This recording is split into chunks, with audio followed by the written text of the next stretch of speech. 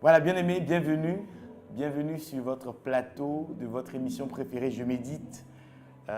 Cette émission qui nous fait beaucoup de bien depuis plusieurs années maintenant. Je suis encore heureux de vous retrouver pour cette semaine, pour partager la parole de Dieu et prier ensemble.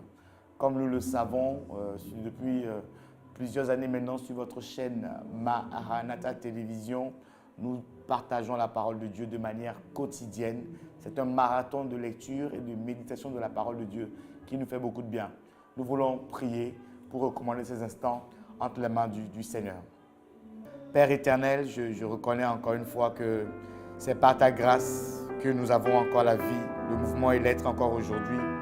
Je suis en train de lever ma voix vers toi parce que tu es le Dieu vivant, tu es le Dieu bon, tu es l'alpha et l'oméga de toutes choses. Seigneur, ce jour, ce matin, ce soir, quel que soit le temps où mon frère est en train de suivre cette émission, je prie maintenant que ton Esprit Saint puisse le remplir, le conduire. Ton Esprit Saint puisse nous guider pendant ce temps de partage, afin que nous puissions nous nourrir au travers de ta parole, Seigneur, qui est une lumière sur notre sentier, une lampe à nos pieds, Seigneur mon Dieu.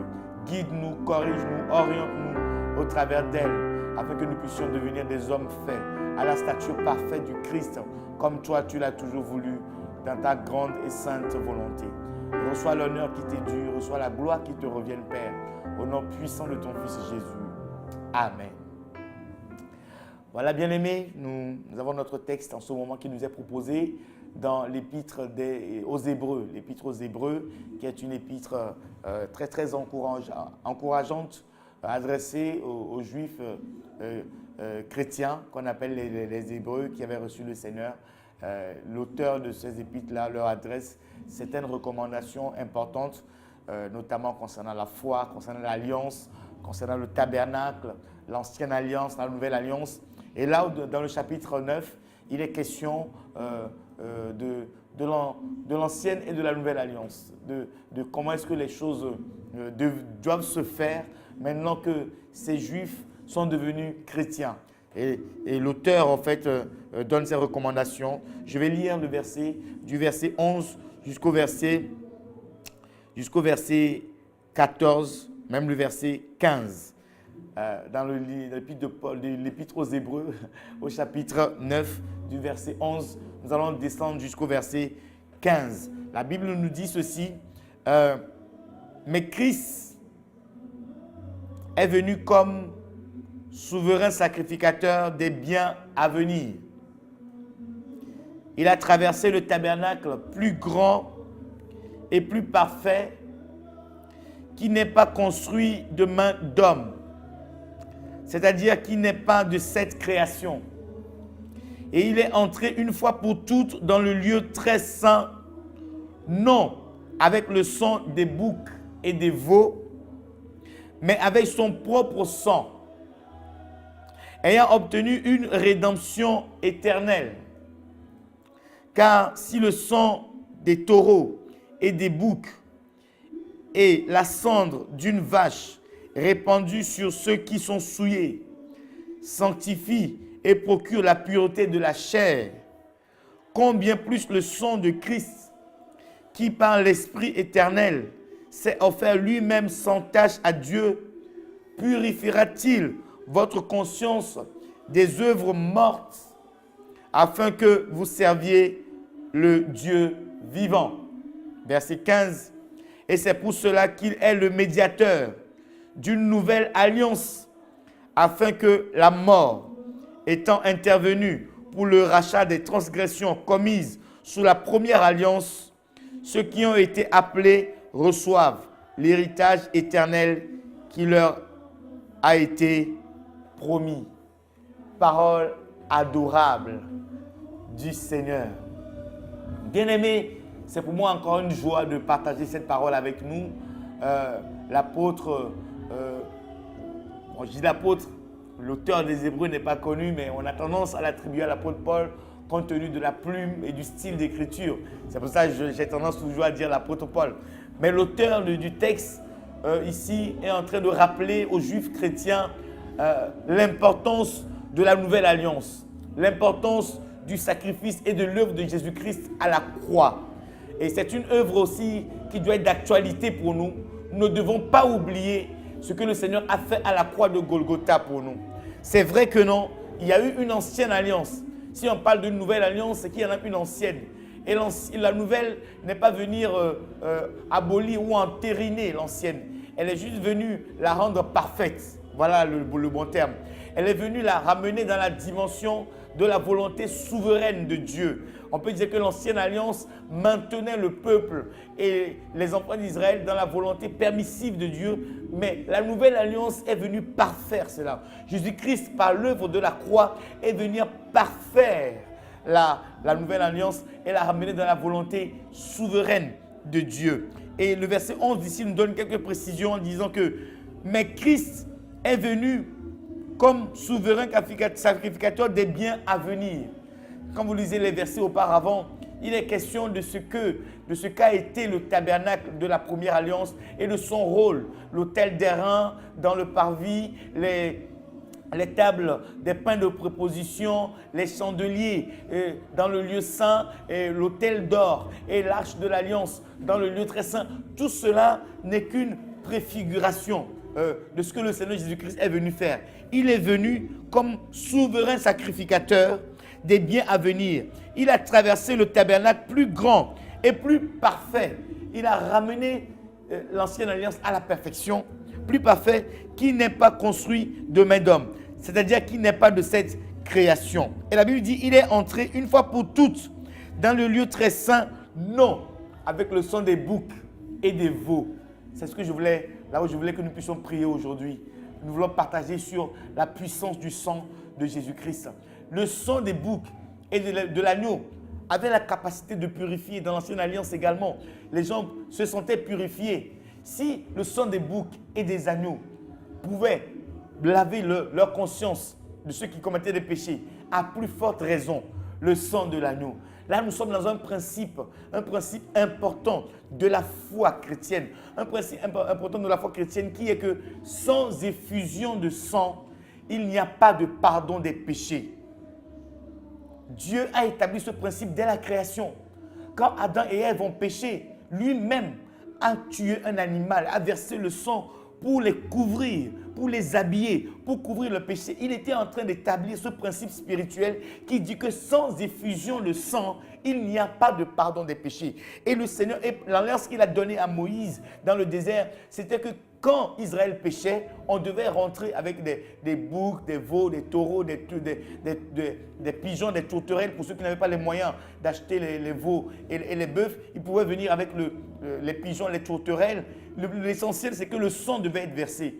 Le sang devait être versé pour la purification des péchés. Et là, dans la nouvelle alliance, Jésus-Christ est entré une fois pour toutes. La Bible dit, il est rentré, c'est-à-dire qu'il n'est pas de cette création. Il est entré une fois pour toutes dans le lieu très saint, non avec le sang des boucs et des veaux, mais avec son propre sang. Un sang innocent, un sang sans tache, un sang qui a la puissance de délivrer, un sang qui a la puissance de nous libérer des affranchir des lois de malédiction de nos familles. Le sang de Jésus-Christ est plus important que tous les autres sangs qui a pu être versés. Je vais dire à quelqu'un aujourd'hui, si dans ta famille, ils ont fait des sacrifices de sang pour maintenir la famille dans la pauvreté, pour maintenir la famille dans les alliances nocturnes, je déclare au nom de Jésus que la puissance du sang de l'agneau a la capacité de briser toutes ces alliances-là, parce que c'est un sang sans défaut, c'est un sang sans tache, c'est un sang qui libère, c'est un sang non seulement qui nous libère de nos lois de malédiction, mais c'est un sang qui nous affranchit et qui nous rend aptes au service de Dieu. C'est ce que le texte nous dit ici. Car si le sang, le verset 13, si le sang des taureaux et des boucs et la cendre d'une vache répandue sur ceux qui sont souillés sanctifie et procure la pureté de la chair, combien plus le sang du Christ, qui par l'Esprit éternel s'est offert lui-même sans tache à Dieu, purifiera-t-il votre conscience des œuvres mortes, écoutez bien, afin que vous serviez le Dieu vivant. La puissance du sang de l'agneau, le sang de Jésus-Christ, non seulement a la capacité de nous délivrer des autres sangs qui ont été versés, des sangs de malédiction qui coulent sur nos vies par nos familles, mais il a la possibilité de nous rendre aptes au service de Dieu. purifier notre conscience de toute œuvre morte pour que nous puissions servir le Seigneur, bien-aimé. Voilà pourquoi j'encourage quelqu'un, ne cesse jamais de servir le Seigneur. Qu'aucun péché, je n'encourage pas les gens à pécher, mais aucune loi de condamnation ne t'empêche de pouvoir servir ton Dieu. Quand tu te rends compte que tu as péché, demande pardon, humilie-toi, relève-toi et continue à servir le Seigneur. Oh, nous voulons prier, bien-aimés, par rapport à cette méditation, à la puissance du sang de l'agneau. Le sang de l'agneau, bien-aimé, il agit encore aujourd'hui. Ce n'est pas un sang qui a été versé et puis qui est fini, non. Ce sang est encore d'actualité. Il suffit de plaider, de l'appeler, d'invoquer Jésus-Christ. Parce que la Bible dit, il est rentré une fois pour toutes. Depuis qu'il est rentré il y a 2000 ans à Golgotha, qu'il est mort, qu'il est rentré et qu'il a versé son sang pour nous, ce sang est encore à l'œuvre jusqu'à aujourd'hui.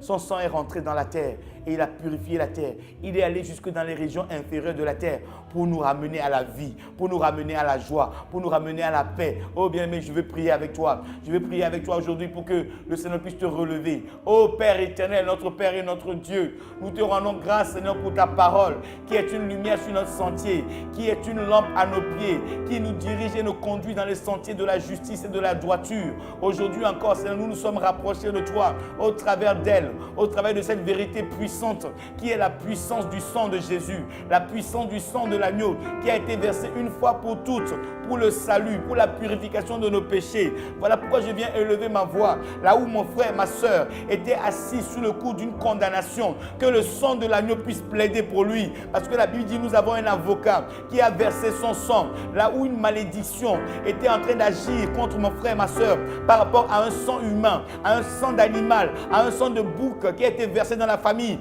Je viens au nom de Jésus déclarer que cette malédiction est brisée par la puissance du sang de l'agneau. La puissance du sang de l'agneau a la capacité de délivrer, a la capacité de purifier, a la capacité de nous rendre au large, de nous mettre propres, de nous rendre aptes au service, Seigneur. Là où mon frère avait cessé le service à cause des lois familiales, à cause des lois de malédiction, à cause des lois de culpabilité qui étaient en train de déranger sa vie. Je suis en train de prier maintenant pour que le sang de l'agneau puisse le relever et purifier sa conscience de toute œuvre morte afin de le rendre apte à te servir, toi le Dieu vivant. Oh Père, reçois l'honneur qui t'est dû, reçois la gloire qui te revienne, Seigneur, car il n'y a point d'autre Dieu que toi. Merci pour ta fidélité dans notre vie. Merci, Seigneur mon Dieu, car il est écrit que sans effusion de sang, il n'y a pas de pardon des péchés. Il n'y a pas de purification des péchés. Merci parce que tu as donné ton sang. Ton sang a été répandu à la croix de Golgotha. Ton sang est rentré dans la terre. La terre tout entière a été purifiée. Depuis ce jour jusqu'à aujourd'hui, quand nous plaidons le sang de l'agneau, personne ne peut résister. Aucune loi de malédiction ne peut résister. Reçois l'honneur, la gloire qui te revienne, Seigneur. Merci pour ta fidélité. Merci pour ta bonté. Pour la seule gloire de ton nom, Père. Au nom puissant de ton Fils Jésus. Amen. Amen.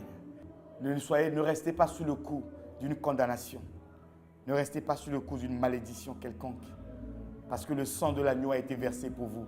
Jésus a payé le prix pour vous. Croyez en cette parole. Demeurez auprès de lui. Plaidez le sang de l'agneau et il vous délivrera. Continuez de nous suivre sur nos réseaux de diffusion. Nous sommes présents sur la chaîne YouTube Maranatha Télévision. Nous sommes également présents sur notre web radio www.maranathatv.fr. Vous nous retrouvez également nos programmes télévisés sur ce site web-là. Nous sommes également présents sur Facebook et sur Instagram ainsi que sur tous les réseaux de diffusion. Soyez bénis, je vous aime de l'amour du Seigneur et je vous dis à très bientôt. Ciao!